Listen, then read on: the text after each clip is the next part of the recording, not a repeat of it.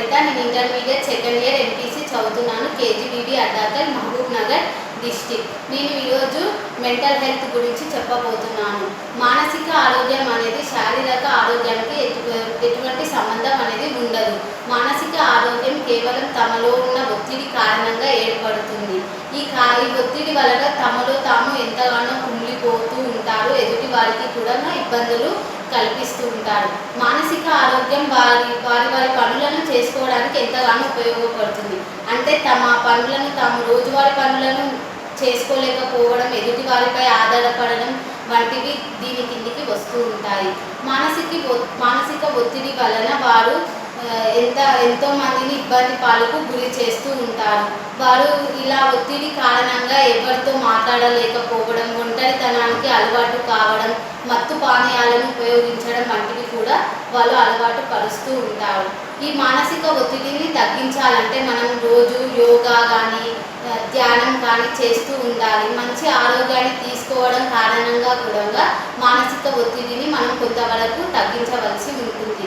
మరి కొంతవరకు తగ్గించాలంటే మన చుట్టూ ఉన్న ఏదైనా ఒక మంచి డాక్టర్ని సంప్రదించవలసి ఉంటుంది. ఆ డాక్టర్ని సంప్రదించిన తర్వాత ఆ మందులను వాడితే కేవలం ఆ టైం నిద్రను ప్రోత్సహించడం మాత్రమే అవుతుంది. కానీ ఆ మందులను వాడడం వలన వాళ్ళు ఆ మందులకు ఎడిక్ట్ కావడం వల్ల జరుగుతుంది. దీని కారణంగా వాళ్ళ స్థితి మరింత పెరుగుతుంది, కానీ ఏమాత్రం మెరుగుపడదు. దీని వలన మనము మందులను ఎక్కువగా ఉపయోగించడం కన్నా సహజంగా అంటే యోగా లేదా ధ్యానం చేసి మంచి ఆహారం తీసుకోవడం వల్ల వీటిని తగ్గించుకోవాల్సి ఉంటుంది. ఈ మానసిక స్థితి ఉన్న వాళ్ళు ఎక్కువగా ప్రజల్లో కలపలేకపోతుంటారు. వారి కుటుంబ సభ్యులతో కూడా మంచిగా ఉండలేకపోవడం వల్ల ఈ మానసిక స్థితి ఏర్పడుతుంది. 2019 నాటికి ప్రపంచవ్యాప్తంగా 970 మిలియన్ల కేసులు నమోదైనట్టు మనకు వివరణ చెబుతుంది. 2020 నాటికి ఈ మానసిక ఒత్తిడి అనేది ప్రపంచవ్యాప్తంగా 2వ స్థానంలో ఉంది.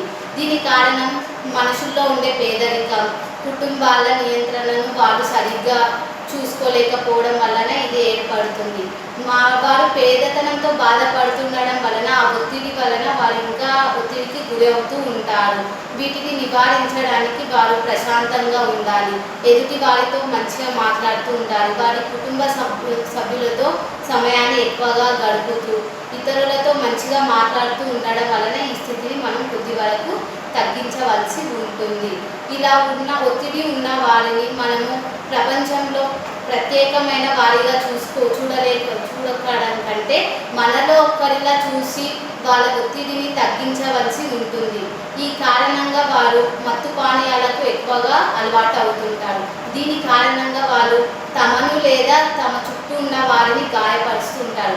కొన్ని స్థితిలో ఈ మానసిక ఆరోగ్య పరిస్థితి ఉన్నవారు తమని తాము మానసికంగా హింసించుకుంటారు. కొన్నిసార్లు వారు మరణానికి కూడా పాల్పడుతూ ఉంటారు. అందుకే వారిని మానసిక రోగులుగా కాకుండా మనలో ఒకరిగా, మన ఫ్రెండ్స్గా లేదా మన చుట్టాలుగా భావించి వాళ్ళ స్థితిని అర్థం చేసుకొని వాళ్ళతో మంచిగా ఉండాలి.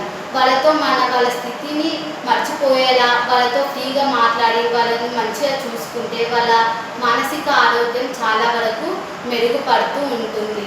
ఇలా వాళ్ళు మంచి అలవాట్లను అలవర్చుకుంటారు. ఈ మానసిక స్థితి వలన వారు తమ సొంత పనులను కూడా చేసుకోలేకపోతుంటారు. ఎదుటి వారిపై ఆధారపడుతుంటారు.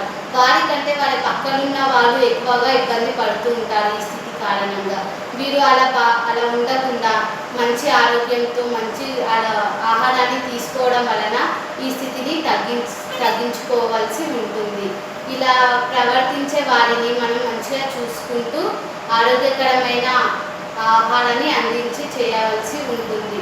2020లో ఈ స్థితిని రెండవ మానసిక వ్యాధిగా 2వ స్థానంలో ప్రకటించినప్పుడు దీనిని వైద్యులు చాలా వరకు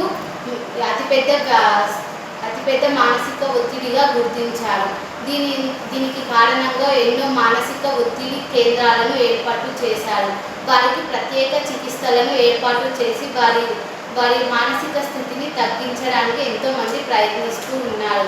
మన భారతదేశంలో ఎంతోమంది ఈ ఒత్తిడికి పాల్పడుతున్నారు. ఈ ఒత్తిడి కారణంగా కుటుంబ నియంత్రణను వారు చూసుకోలేకపోవడం, విద్య విద్యలో ఎటువంటి అవగాహన లేకపోవడం వలన, వారికి మానవ హక్కుల గురించి ఎటువంటి అవగాహన లేకపోవడం వలన వారు ప్రపంచంలో చాలా వరకు ఇబ్బందులు ఎదుర్కొంటూ ఉన్నారు.